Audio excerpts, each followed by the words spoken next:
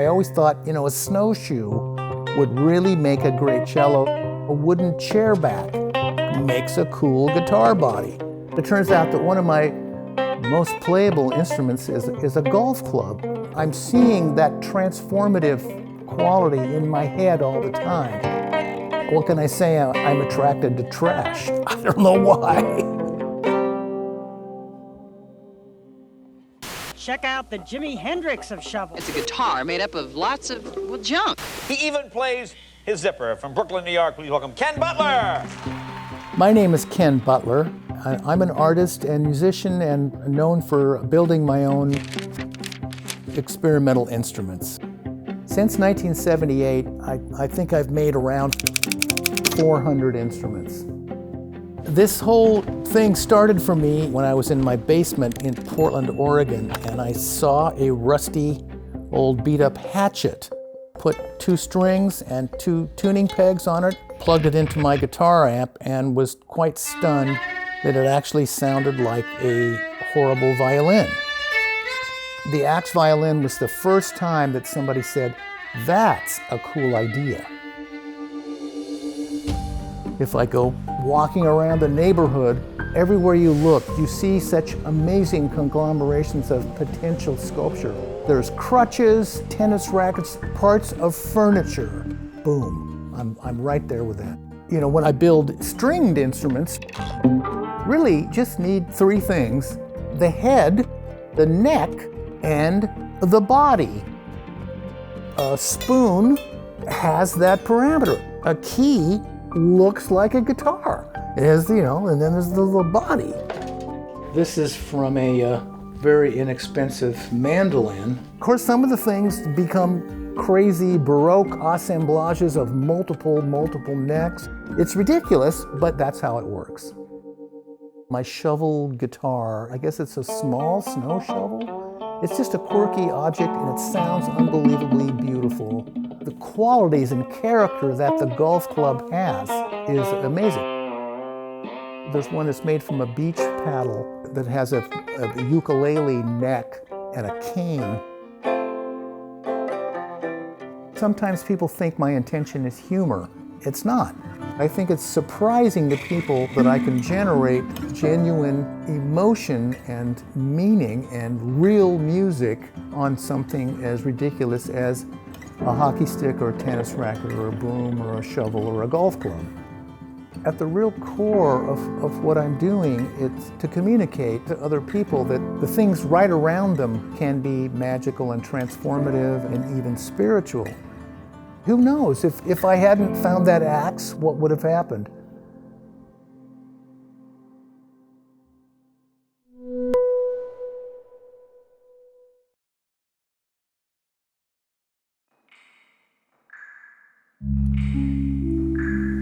To play the instrument that is utilizing our gentle earth, it's like you are becoming one with the instrument in a very true way. You just sit and go, yes.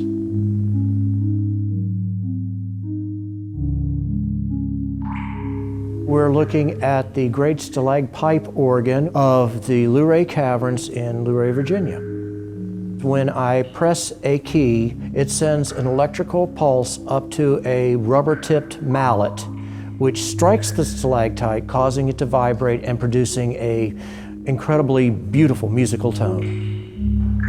The area that the strikers cover is roughly 3.5 acres, which then makes it literally the world's largest musical instrument. It is a very gentle sound, very peaceful. There's only one like it in the world, and it's something incredibly different and wonderfully beautiful.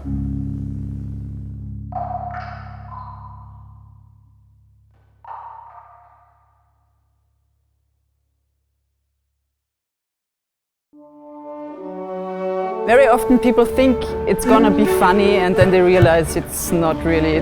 We really do music. It's not impossible to make music with vegetables.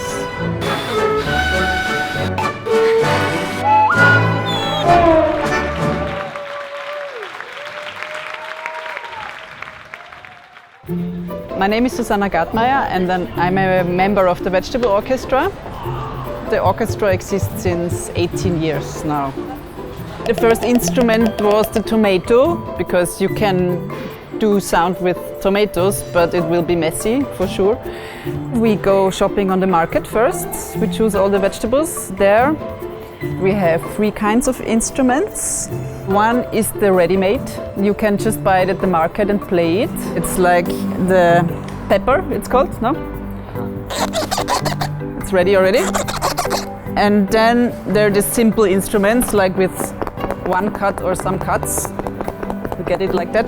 Then with the more complex instruments, we have some that work like normal instruments, you know. The pumpkin is the bass drum, and the sound of the pumpkin is really important. Good. After shopping, we go to the venue and start to build instruments. All in all, it takes 2 to 3 hours to build all the instruments for everybody. And then we start with the sound check. And since we have new instruments each time, we have to have a very long sound check.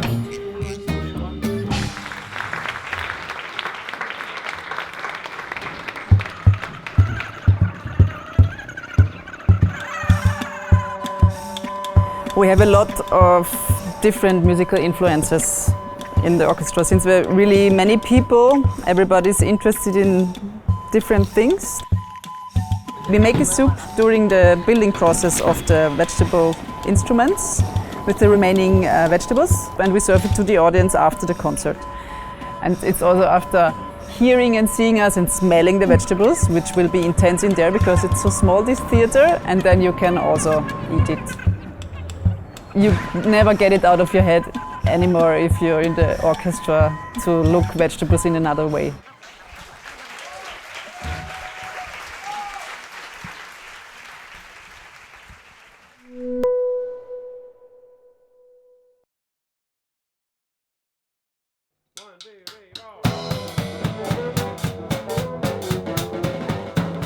I'm sure if someone were to look inside my window while I'm playing, they probably would have no idea what's going on in here. To watch a theremin being played looks really strange.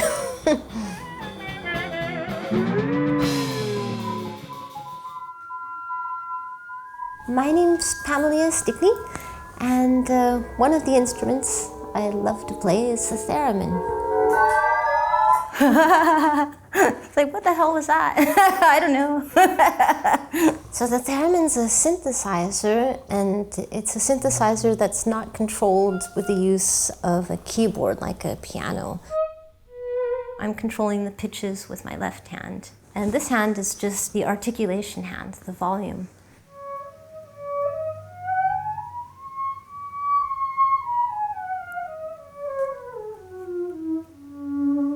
It's controlled without any physical contact.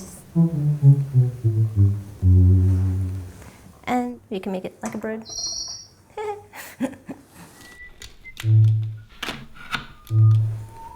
The really big challenge with the instrument is it's reacting not just to my hands and how they're moving and my fingers.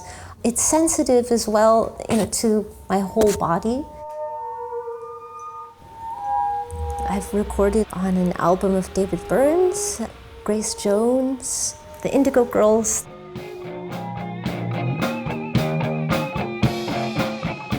It's such a new instrument still that there's nobody who's going to stand there and say, you're not doing it the way it's supposed to be done. I don't think there's anything else like it. It doesn't relate to anything else I've ever played.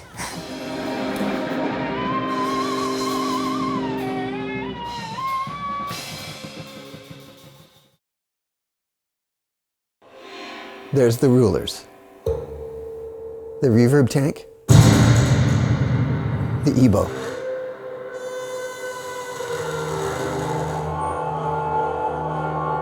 A normal instrument, you're playing it and you're expecting it to have a sound that is pleasing. But with an instrument like this, the goal is to just produce sounds that, in this case, are disturbing.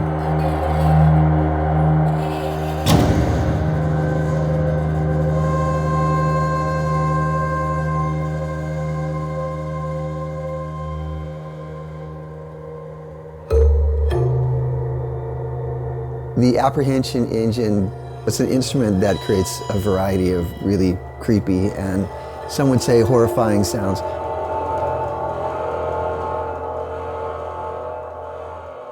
My name is Mark Corvin. I'm a film music composer, and lately I've been focusing on horror movie scores. Two of my biggest hits as far as horror films are concerned was from the late 90s, a film called Cube, and most recently, The Witch.